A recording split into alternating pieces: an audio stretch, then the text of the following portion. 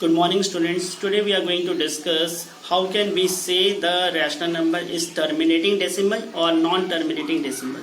Without calculation, I am giving you a trick by which you can remember. Numerator by denominator. If the denominator is in the form of 2 to the power m into 5 to the power n. Numerator can be anything. Numerator can be any term, any number, but in the denominator you need to check if it is in terms of 2 to the power m into 5 to the power n, or only 2 to the power m, or only 5 to the power n. Then we can say it is terminating. There is a reason behind that. If I am saying 2 to the power m, it means that 5 to the power nothing is there, so we can write 0. 5 to the power 0 is 1. So if only 2 to the power m exists, so indirectly 5 to the power something is there. Here 5 to the power n is there, so 2 to the power 0 we can write. So directly or indirectly these two cases represent the same situation.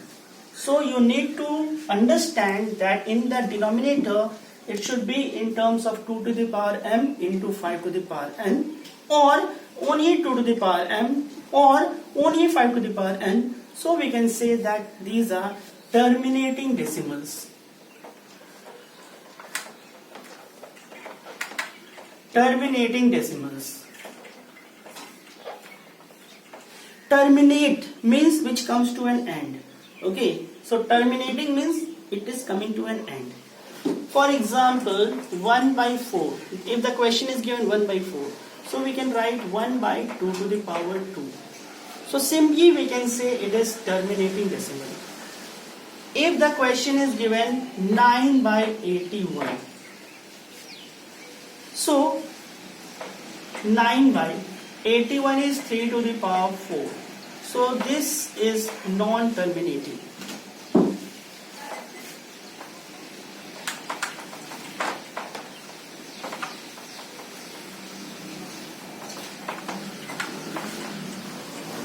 If you take any number,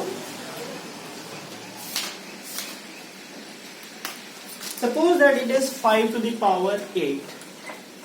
So 5 to the power 8 we can write 2 to the power 3, so it is terminating. If I am taking 5 by 13, so you can understand denominator is 13, so it is non-terminating. In this way you can easily understand.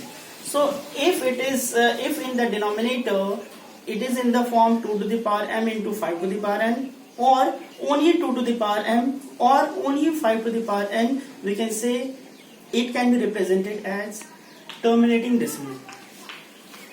Next part that you need to understand, that a decimal form is given and you need to express it in terms of p by q. So how are you going to do that?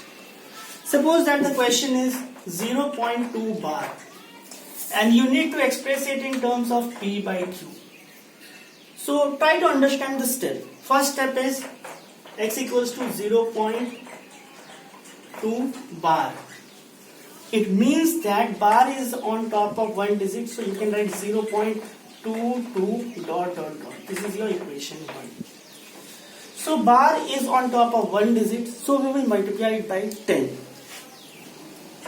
So 10x is equals to, if you will multiply this by 10, your answer is 2.22 dot dot dot. This is your equation 2.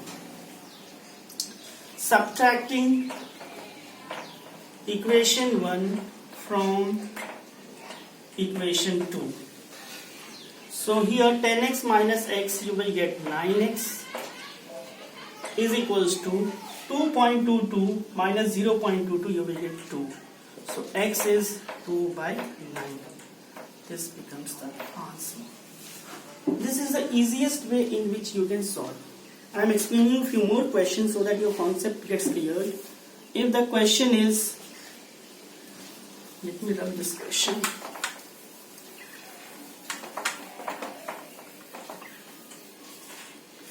So if the question is 2.93 bar, this is the question. So you can write x is equals to 2.93 bar means 93 bar. It means that you can write 2.9393 dot dot dot. This bar means that these numbers are repeated infinite number of times. So that's why we have given this dot. So bar is on top of two digits. So we will multiply it by 100. So 100x, if you are multiplying it by 100, so it is coming 293.9393 dot dot dot. This is your equation 2. Once again, same process. Subtracting equation 1 from equation 2. So 100x minus x, you will get 99x. And here 293 minus 2, you are getting 291. So x is 291 by 99. See, this can be reduced. Generally, you know that rational number should be expressed in the form of simplest form, in the simplest form. So it should be, if it is getting reduced, please reduce it. 3 3s are 9, 3 3s are 9, 3 7s are 21, 3 7s are 21. So 11 3s are 11 7s. So your answer is 7 by 3.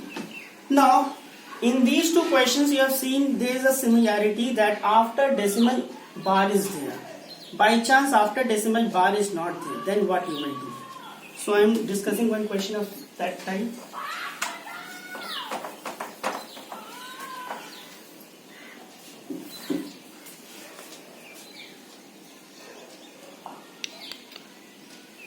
Question is 1.323 bar. Suppose that this is the question. 1.323 bar is on top of only 2 3. So x is equals to 1.323 bar. So what we need to understand that after decimal bar should be there. So if we want to shift it to one place, so in that case we need to multiply it by 10. So when you are multiplying by 10 both sides, you are getting 13.23 bar. Now this is your question, transformed question. So you can write it as 13.2323 dot dot dot. This is your equation 1. Now bar is on top of two digits, so you need to multiply it by 100. So you are not going to multiply first equation. You are going to means original equation. You are going to multiply the first equation. Okay, that is the transformed equation. So 10 into 100 becomes 1000. And here two digits if you are shifting, so it is coming 1323.2323 dot dot dot. This is your equation 2. So when you are subtracting equation 1 from equation 2. There is one similarity that your steps remain same. So 1000x minus 10x, what you will get? 990x. And here 1323.2323, and here you are getting 13.2323. So you are getting 1310. So here you are getting 1310. So x is equals to 1310 by 990. 0 0 will get cancelled. So this becomes your answer. It can't be reduced. So this becomes your answer. By this you have understood the concept how to express the repeated decimals in terms of p by q. Thank you, students.